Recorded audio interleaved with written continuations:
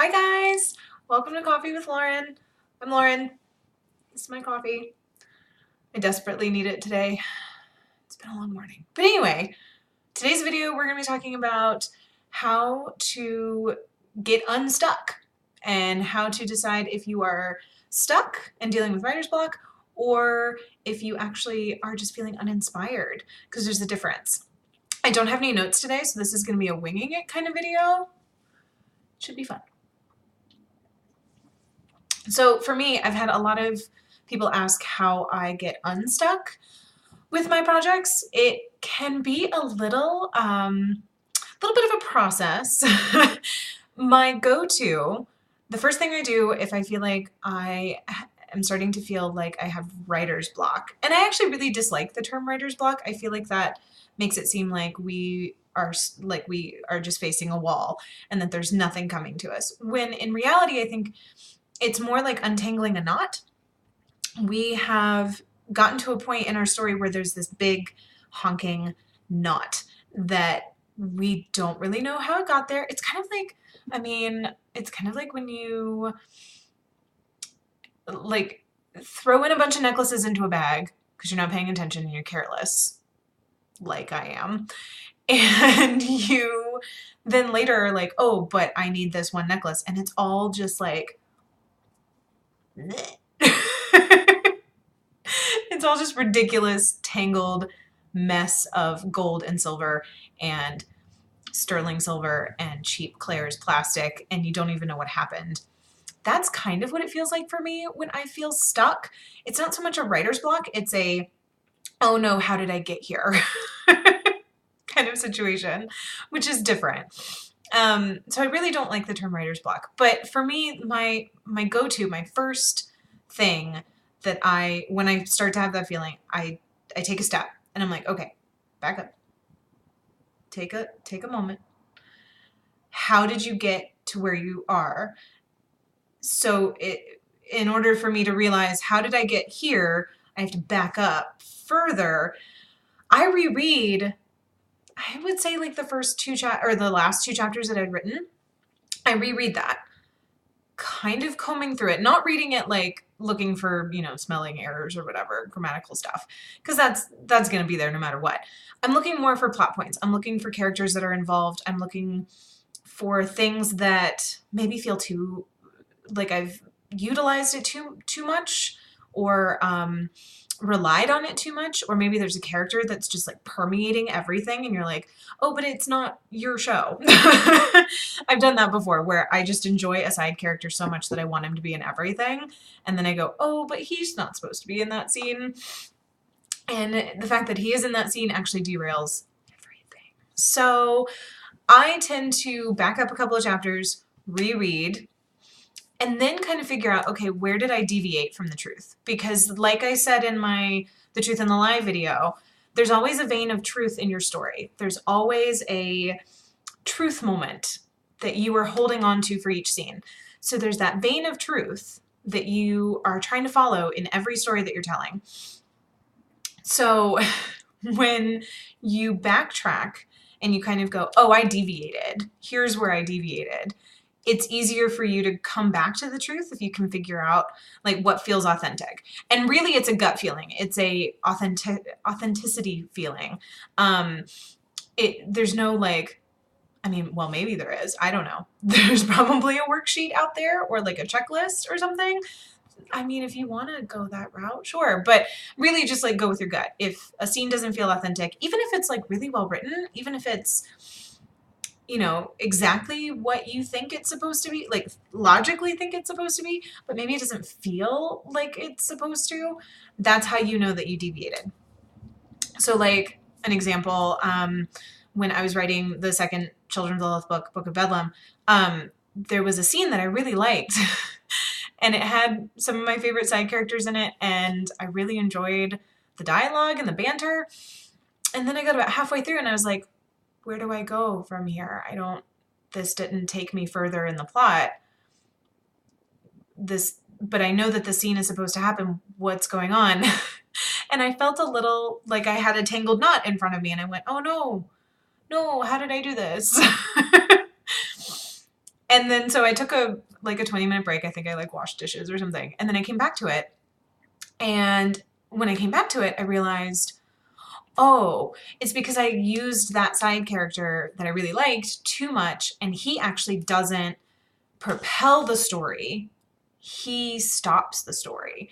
And even though he's enjoyable, and even though he's a fan favorite, he doesn't keep the story moving. He doesn't add to what's happening in a way that helps the other characters make choices. If anything, it would have just, if I'd left him in the scene, they all just would have been standing around being like, well, okay, guess we did that. And now we're here. It would just be like 20 pages of them just standing around, which is boring, super boring. So yeah, no, I backtrack, because I know a lot of people asked. So I backtrack to the point that I'm starting to feel that not feeling. Can you tell I'm talking a lot with my hands? It's just happening a lot today. Maybe it's the sleep deprivation. I don't know. But so yeah, I backtrack, and then you go from there and you kind of figure out where it starts to feel knotted and not as smooth as you want. And then you work through that and you kind of pick that apart. But it's not a block. Like I said, it's a knot. You have to just pick at each corner and go, okay, so that character wasn't supposed to be there. That thing that was said probably should be saved for chapter 15, whatever. Pick it apart, then rewrite and keep that vein of authenticity, that vein of truth in it, and you're probably going to find it again. And work through your block. But there's a difference between feeling that knot, feeling that block, however you want to call it, and then feeling uninspired. Because I feel like when you're uninspired, you kind of can't stand writing. You can't stand even looking at your own work. It's not particularly fun. And it also, you feel like you have nothing to say. And it's funny that I say that. It's funny that I say that I have nothing to say, because that's kind of how I felt for like a few weeks. I was like, I don't know if I have anything to say. I don't know if I have anything of value to add to the conversation, the global conversation that we as writers are having, or we as creative people are having. And that was part of why this video is late. The other part is that I had people in town, there were people in my town. I had friends in town. And so that kind of was a fun little break. And then after the break, I was like, what do I have to say? I don't know. And I just kept mulling it over and kept putting stuff off. And I was like, do I have anything that people need? And then this morning I was like, well, that's what you should talk about. Is the fact that you don't know what to talk about. And that's called feeling uninspired. And that happens a lot. And when you start to feel like you don't have anything to say, you don't want to touch your work, you don't want to pick up a pen or open up a new Word document, you just don't want to. You don't want to even try to be creative because you feel like what you would be producing doesn't add to your life, doesn't add to other people's lives, it doesn't add to your body of work. You start to feel kind of like a second-rate version of yourself. And that's really disheartening, to say the least. And it can really like cramp your flow when it comes to if you were being productive and then suddenly you're just hit with like, well, I don't think anything that I have to say is worthwhile. And then suddenly you could go from writing every day to not writing for months. And that sort of self-doubt is really awful. And we all suffer from it. It happens all the time. I think it's a part of being creative is that you start to feel like what you have to say doesn't matter, and you start to feel like a second-rate version of yourself at some point. I think we all have that, and not only do we all have it, but it will come back. It's like a zombie. It dies and then it comes back. There's no headshot for this one.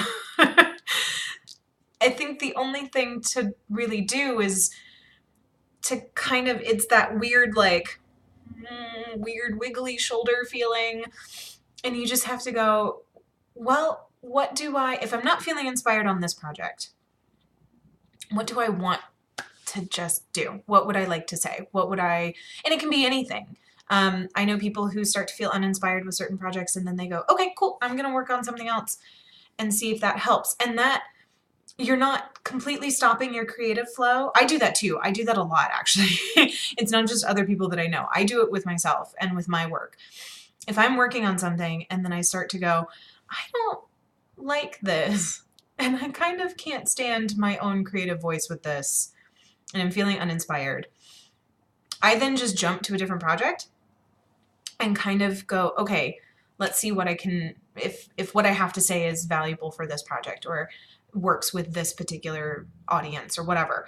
I think that shifting your creative energy, not stopping it completely, not saying I'm worthless.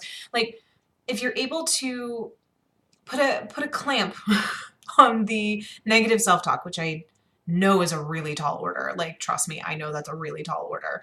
But if you're able to do that, if you're able to kind of shut up the negative talk demon in your head that's like, you're not worth anything.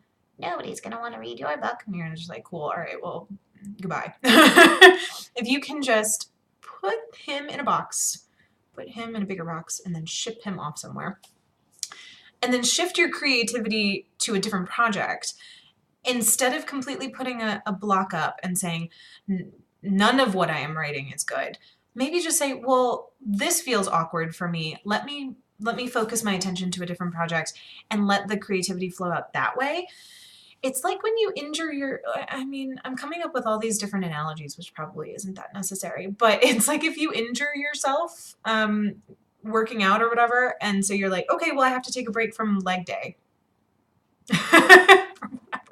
You have to take a break from leg day. So then you work on your arms. Like, you don't give up completely.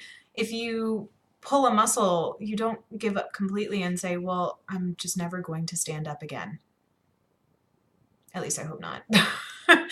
There's that kind of thing where you don't give up totally. You just find a different outlet for the energy that you have.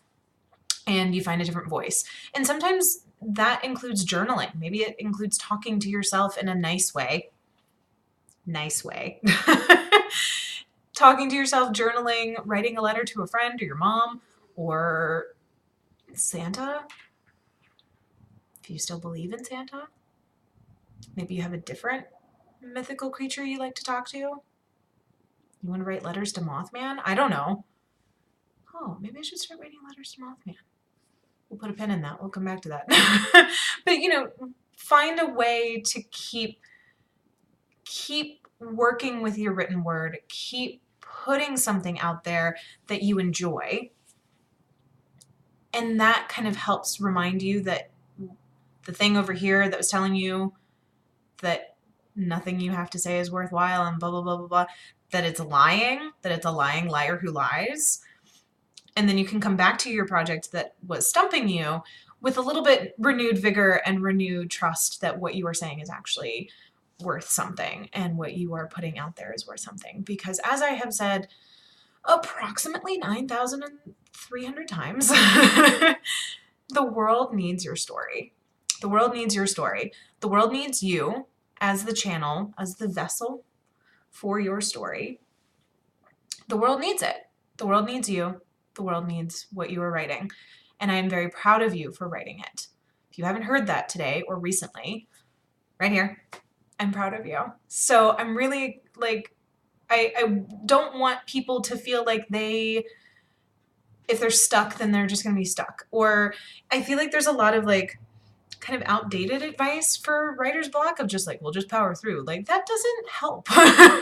Just power through doesn't help when you're staring at a Word document that you're like, I can't stand looking at this. This is fucking stupid. I hate everything. Powering through on a project that you're not enjoying. Trust me, if there's no enjoyment in the writer, there's no enjoyment in the reader. There's a quote that's kind of like that. It's if there's no tears in the writer, there's no tears. Who said that? Somebody let me know who said that. If there's no tears in the writer, there's no tears with the reader.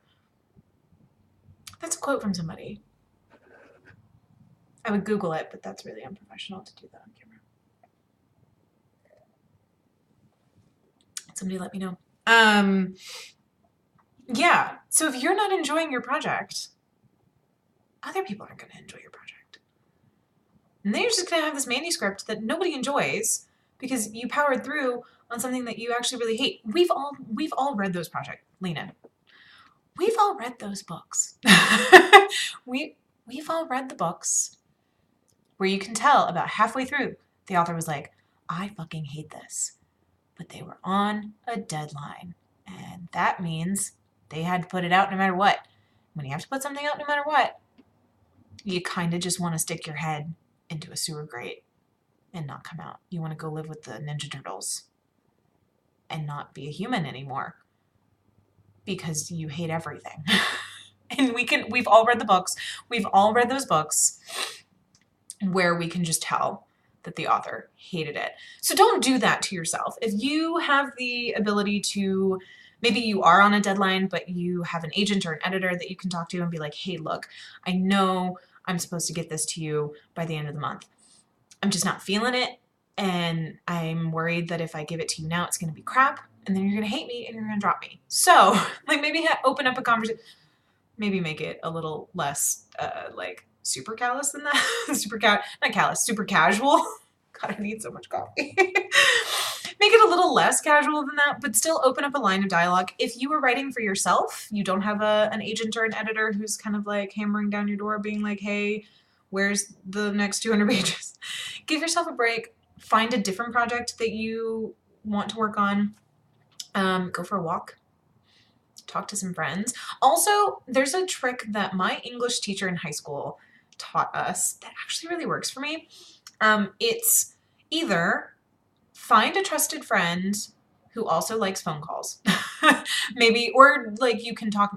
Sometimes it's easier if it's on the phone because then you don't have to make eye contact because we're all introverts and we don't really want to have to tell you a story while looking at you, but we will if we have to. Find a friend who you trust, who is non-judgmental, who likes phone calls, who will be awake when I'm assuming that this is happening, probably around midnight. Give them a call and talk out what you are wanting to do, what you're wanting to accomplish with what you're writing. My English teacher in high school, Dr. Cynthia Hallett, told us that if we're having trouble, this was for essays, but I feel like it works for fiction too. If you're having trouble with a thing, a project, call someone, talk to somebody on the phone, and basically from start to finish, talk out your story, talk out your plot points or whatever, talk it out. And as you're talking it out, your subconscious and your conscious kind of work together and go, oh, and then this has to happen and this happens. And it starts to knit things together for you in the moment because you're having to verbalize it. It's not all up here. You're having to say it out loud.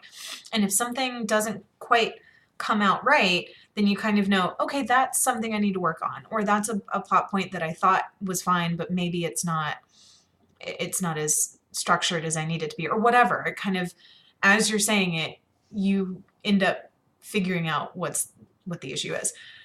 Or you pretend that you're on the phone. She also told us to do that. And so I tend to do that. I pretend I'm on the phone because I don't like phone calls that much. I mean, I tolerate them, but they're not that great. So I will pretend I'm on the phone.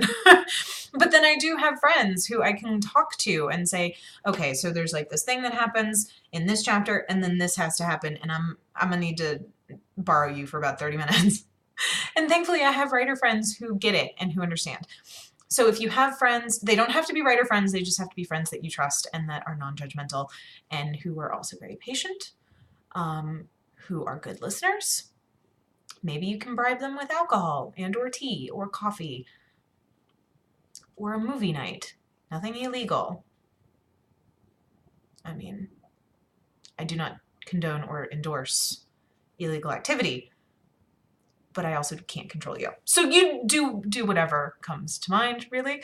But yeah, I think if you can find a way to, one, differentiate between being stuck and being uninspired, then, oops, that's loud. You can find a way between being stuck and uninspired and then kind of figure out what works best for you with that situation. If you're stuck, go with a different project or maybe find where you lost your way in your story. If you're at a point where you like everything else that has come before it, but you're still kind of like huh? Then maybe it's that feeling of like kind of being on a cliff and going, oh, well, land ends here. So where do I go? And you have to give yourself some time to build the next stepping stone. If that's the case, step away from your computer. Like if that's the case, like get away from your computer, get away from your notebook or whatever it is that you're using to write. Go get a cup of coffee and a slice of pizza with a friend. Maybe not together. Pizza and coffee probably doesn't taste that great, but you know, wine and pizza, wine and pasta, beer and pizza, whatever it is that you would like to eat and or drink, go for it. Go have that with friends. Be out of your house, be out of your like super writer brain for a while. Just kind of try to be in the moment, let your subconscious do its thing. I think I've talked in other videos about like letting your subconscious percolate over a thing, because then if you just sit there staring, going, what now? It's not going to happen. It has to have time to percolate, kind of concentrate, start to become a thing, and then go, ta-da, and pop out. If you don't give it that time, then it's not going to feel authentic. It's not going to feel genuine, and it's not going to feel like you. So you got to give yourselves time. Also, we all sit at our desks for way too long. So like, I don't know, go do yoga or something. Just take care of you. Your story will come when it comes, but enjoy your pizza. And then if you're feeling uninspired, just know that the hand puppet demon who likes to tell you that that you're not good, and that nobody wants to read your story, hear your words, that nobody cares, is a lying liar who lies. It's a lying liar who lies. So just tell it. Maybe hand puppets will not be in the future episodes, just saying. Anyway, that's what I've got for today. I hope that this helped you if you're feeling stuck or feeling uninspired or you weren't sure which one you were. I am going to be back on my regular posting schedule soon.